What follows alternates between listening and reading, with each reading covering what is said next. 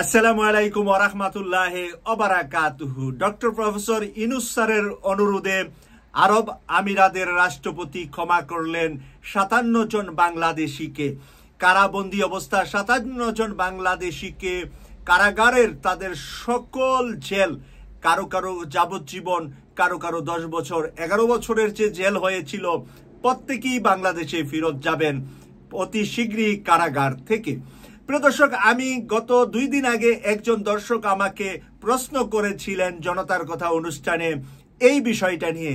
আমি বলেছিলাম একটু সময় দেন, একটু সুযোগ দেন, ডক্টর মোহাম্মদ ইউনূস স্যারের একটি টেলিফোনেই এই কাজটি হয়ে যাবে। ইউনূস স্যার আজকে নিশ্চয়ই আরব আমিরাতের প্রেসিডেন্টের সাথে কথা বলেছেন এবং সেই ফলাফলটা আমরাও জানতে পারলাম ইউনূস স্যারের হেড অফিস বা আমাদের অন্তর্বর্তীকালীন সরকারের মুখপাত্রের কাছ থেকে। আমরা আজকে ইনকিলাব পত্রিকা যা লিখেছে আপনাদেরকে একটু তুলে ধরছি। সংযুক্ত আরব আমিরাতে ফেডারেল আদালতে দোষী সাব্যস্ত হওয়া 57 বাংলাদেশিকে ক্ষমা করেছেন রাষ্ট্রপতি মোহাম্মদ বিন জায়েদ আল নাহিয়ান।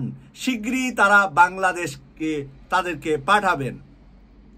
মঙ্গলবার 3রা সেপ্টেম্বর সকালে এক বৈঠকে প্রধান উপদেষ্টা ডক্টর মোহাম্মদ ইউনূস একথা জানান। প্রিয় দর্শক, আমি ডক্টর মোহাম্মদ ইউনূস স্যারকে আরো কয়েকবার আপনাদের সামনে তুলে ধরেছি। তিনি হলেন বিশ্বের রাজাদের রাজা, বাদশাদের বাদশাহ।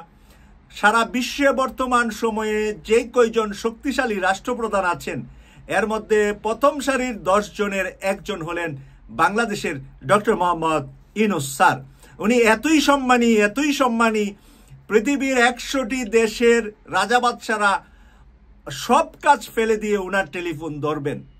পৃথিবী যারা পরিচালনা করেন তারা ওনার সাথে কথা বলার জন্য, ওনার সাথে যুক্তি পরামর্শ করার জন্য অপেক্ষমান থাকেন।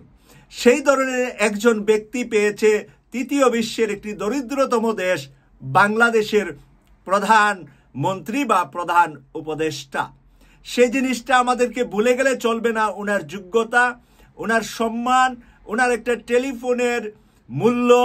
আজকে আমি আপনাদের সামনে প্রশ্নটা ছেড়ে দিলাম, যদি আজকে একটি গণতান্ত্রিক সরকার থাকতো, আওয়ামী লীগ চলে গেছে, ধরুন বিএনপি আসছে, আওয়ামী লীগ চলে গেছে, ধরুন জামাত আসছে, আওয়ামী লীগ চলে গেছে, অন্য কোনো রাজনৈতিক দল ক্ষমতায় আসছে, আমরা কি এত তাড়াতাড়ি এই কয়েকদিনের মাথায় 1 মাস যাওয়ার আগে এই 25-26 দিনে আমাদের ডক্টর মোহাম্মদ ইউনূস স্যার ক্ষমতায় নিয়েছেন, এত তাড়াতাড়ি আমরা এই 57 জন মানুষকে ফেরত দিতে পারতাম?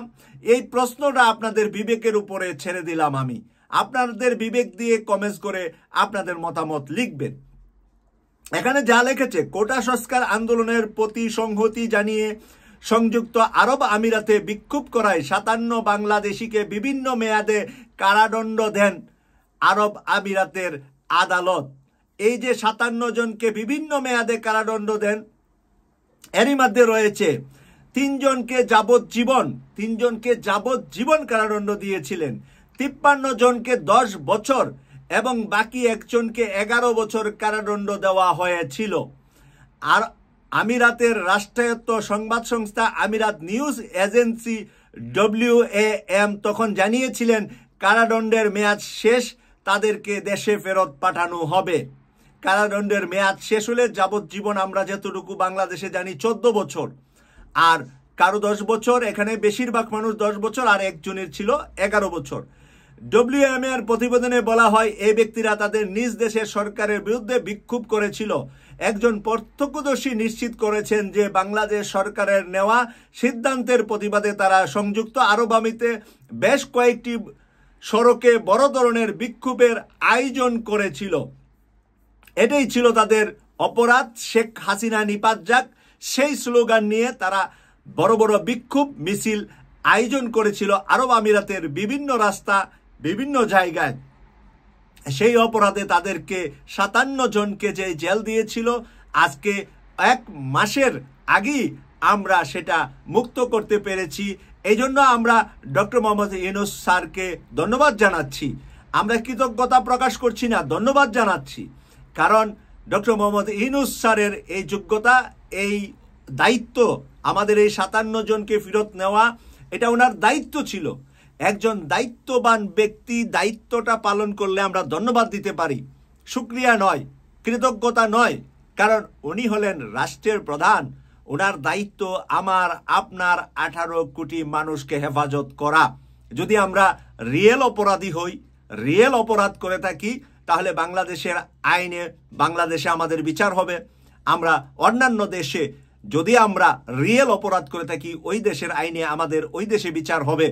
কিন্তু বাংলাদেশের কারণে বিদেশের আইনে আমাদেরকে এই ধরনের একজন খুনি, ডাকাত, এই ধরনের একজন নারীর বিরুদ্ধে তারা যে সংগ্রামটা করেছিল, যেই নারী হাজারোরও বেশি আমাদের ছাত্র জনতাকে হত্যা করেছে, ঘরে গিয়ে পুলিশ হত্যা করেছে, সেই সরকারের পক্ষে আরব আমিরাতের বাদশাহ যখন বিষয়টা জানতে পারলেন, ইউনূস স্যার যখন বিষয়টা বুঝিয়ে দিতে পারলেন, তখন উনি সিদ্ধান্ত নিলেন 57 জনকে তাদের ক্ষমা করে দেওয়া। তাই রাষ্ট্রপতির এই ক্ষমার কারণে আমরা আরব আমিরাতের রাষ্ট্রপতির কাছেও কৃতজ্ঞতা প্রকাশ করছি। প্রিয় দর্শক, ইউকে কসবা টিভির নিয়মিত অনুষ্ঠান দেখার জন্য আমাদের চ্যানেলটি সাবস্ক্রাইব করে আমাদের পাশে থাকুন, এই প্রত্যাশা রাখছি। আমি সৈয়দ মাসুক, লন্ডন থেকে। আল্লাহ হাফেজ।